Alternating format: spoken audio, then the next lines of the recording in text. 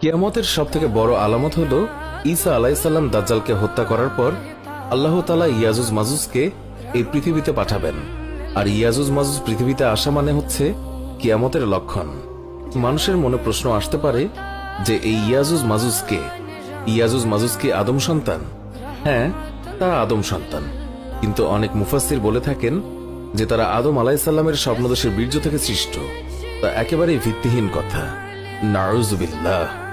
সঠিক কথা হলো নূহ আলাইহিসসালামের সন্তান, যার নাম ছিল ইয়াফাস। তার বংশধর হচ্ছে ইয়াজুজ মাজুজ। তাদের আকৃতির ব্যাপারেও অনেক ভিত্তিহীন কথা শোনা যায়।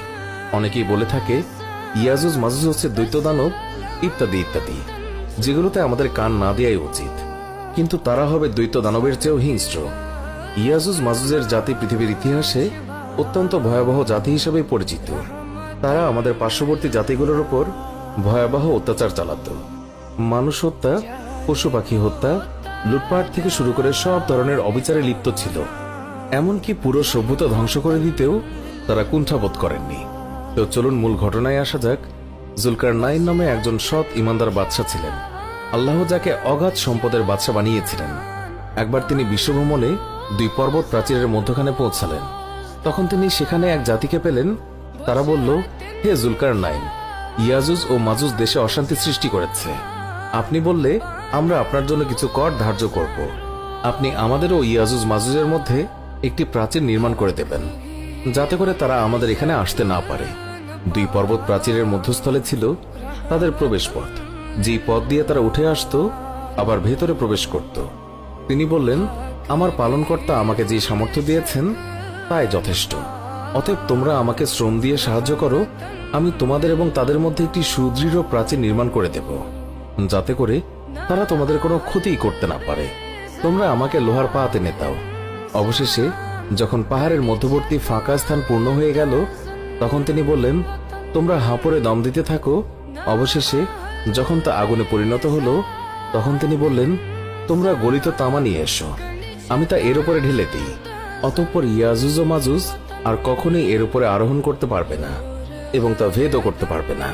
কিন্তু আল্লাহ একটি নির্দিষ্ট সময়ে একে চূর্ণ বিচূর্ণ করে দেবেন এবং তারা বের হয়ে আসবে। রাসূলুল্লাহ সাল্লাল্লাহু আলাইহি ওয়াসাল্লাম বলেছেন, ইয়াজুজ মাজুজ প্রতিদিন সুড়ঙ্গ পথ খনন করতে থাকে। এমনকি যখন তারা সূর্যের আলোকরশ্মি দেখার মতো অবস্থায় পৌঁছে যায়, তখন তাদের নেতা বলে, তোমরা ফিরে চলো, আগামীকাল এসে আমরা আবার খনন কাজ শেষ করব। অতঃপর আল্লাহ তাআলা রাতের মধ্যে সেই প্রাচীরকে আগের চেয়ে আরো মজবুত অবস্থায় ফিরিয়ে দেন। এইভাবেই চলতে থাকে বছরের পর বছর। কিন্তু যখন তাদের আবির্ভাবের সময় হবে এবং আল্লাহ তাআলা তাদেরকে মানবকুলের মধ্যে পাঠাতে চাইবেন, তখন তারা পুনরায় খনন কাজ করতে থাকবে। শেষে যখন তারা সূর্যরশ্মি দেখার মতো অবস্থায় পৌঁছাবে, তখন আবার তাদের নেতা বলবে, এবার ফিরে চলো, আগামীকাল অবশিষ্ট খনন কাজ সম্পন্ন করব। সেদিন তারা ফিরে যাবে এবং যেইভাবে রেখে যাবে সেইভাবে ক্ষীণ অবস্থায় থেকে যাবে। আবার পরের দিন যখন আসবে, তখন কাজ শেষ করে লোকালয়ে বের হয়ে আসবে। তিনি বলেন, তারা এত বেশি সংখ্যক হবে যে প্রথম দলটি সিরিয়ার তাবারিয়া উপসাগর অতিক্রমকালে এর সমস্ত পানি পান করে শেষ করে ফেলবে। আর যখন তাদের শেষ দলটি এই স্থান দিয়ে অতিক্রম করবে, তখন তারা বলবে, নিশ্চয়ই এই জলাশয়ে কোনো এক সময় পানি ছিল। তাহলে বুঝতেই পারছেন কত বেশি সংখ্যক হলে সাগরের পানি শুকিয়ে যাবে। ঈসা আলাইহিসসালাম দাজ্জালকে হত্যা করার পর আল্লাহ তাআলা তার কাছে ওহী প্রেরণ করবেন, আমার বান্দাদেরকে তুর পাহাড়ে সরিয়ে নাও। আমি এমন একদল বান্দা অবতীর্ণ করেছি যাদের বিরুদ্ধে যুদ্ধ করার ক্ষমতা কারোই নেই। তিনি বলেন, তারপর আল্লাহ ইয়াজুজ মাজুজের দল পাঠাবেন। আল্লাহ তাআলার বাণী অনুযায়ী তাদের অবস্থা হলো, তারা প্রত্যেক উচ্চভূমি থেকে ছুটে আসবে। সূরা আম্বিয়া আয়াত 96। তারা পরস্পর বলবে, আমরা তো দুনিয়ার বসবাসকারীদেরকে ধ্বংস করেছি, এবার চলো আকাশে বসবাসকারীদেরকে ধ্বংস করি। তারা এই বলে আকাশের দিকে তাদের তীর নিক্ষেপ করবে। আল্লাহ তাআলা তাদের তীরসমূহ রক্তে রঞ্জিত করে ফেরত দেবেন। তারপর ঈসা আলাইহিসসালাম এবং তার সাথীরা অবরুদ্ধ হয়ে পড়বেন। রাসূলুল্লাহ সাল্লাল্লাহু আলাইহি ওয়াসাল্লাম বলেন, তারা খাদ্যের অভাবে এমন কঠিন অবস্থায় পতিত হবে যে তখন তাদের জন্য একটা গরুর মাথা তোমাদের এই যুগের 100 দিনারের চাইতেও বেশি উত্তম বলে মনে হবে। তারপর ঈসা আলাইহিসসালাম এবং তার সাথীরা আল্লাহ তাআলার কাছে দোয়া করবেন। আল্লাহ তাআলা তখন ইয়াজুজ মাজুজ বাহিনীর ঘাড়ে মহামারী রূপে নাগাফ নামক কীটের উৎপত্তি করবেন।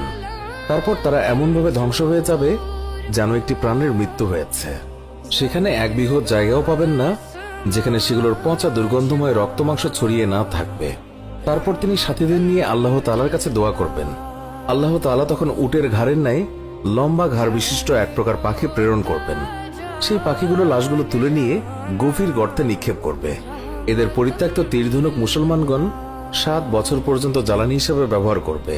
তারপর আল্লাহ তাআলা এমন বৃষ্টি বর্ষণ করবেন যা সমস্ত ঘরবাড়ির স্থলভাগ ও কঠিন মাটির স্তরে গিয়ে পৌঁছাবে এবং সমস্ত পৃথিবী ধুয়ে মুছে আয়নার মতো ঝকঝকে হয়ে উঠবে। তারপর জমিনকে বলা হবে, ফল ও ফসল সমূহ বের করে বারাকাত ও কল্যাণ ফিরিয়ে দাও। এমত অবস্থায় কিছুদিন অতিক্রান্ত হওয়ার পর আল্লাহ তাআলা এমন এক বাতাস প্রেরণ করবেন যা সকল ঈমানদারদের আত্মা ছিনিয়ে নেবে এবং অবশিষ্ট থাকবে শুধুমাত্র দুশ্চরিত্রের লোক, যারা গাধার মতো প্রকাশ্যে নারী সম্ভোগে লিপ্ত হবে। তারপর তাদের উপরে কিয়ামত সংঘটিত হবে। সহিহ মুসলিম। নবী করিম সাল্লাল্লাহু আলাইহি ওয়াসাল্লাম বলেছেন, কিয়ামতের দিন আল্লাহ তাআলা বলবেন, হে আদম, তোমার বংশধর থেকে এক দলকে বের করে জাহান্নামের দিকে নিয়ে এসো। আদম আলাইহিস সালাম বলবেন, হে আমার প্রিয় রব, জাহান্নামবাসী দলের পরিমাণ কি? আল্লাহ তাআলা বলবেন, প্রতি 1000 থেকে 999। এই কথা শুনে সাহাবীগণের চেহারা ভয়ে বিবর্ণ হয়ে গেল। এরপর নবী করিম সাল্লাল্লাহু আলাইহি ওয়াসাল্লাম বললেন, প্রতি 1099 জন হবে ইয়াজুজ মাজুজ থেকে নেয়া এবং একজন হবে তোমাদের মধ্যে থেকে। সবাই খুশিতে বলে উঠল, আল্লাহু আকবার। এরপর রাসূলুল্লাহ সাল্লাল্লাহু আলাইহি ওয়াসাল্লাম বললেন, তোমরা হবে জান্নাতবাসীদের 1/3। সহিহ বুখারী। সুপ্রিয় দর্শক, এই ছিল আমাদের আজকের ভিডিও। আমাদের এই ভিডিও সম্পর্কে মন্তব্য জানাতে কমেন্ট করুন। ভিডিওটি ভালো লাগলে লাইক দিন, শেয়ার করুন।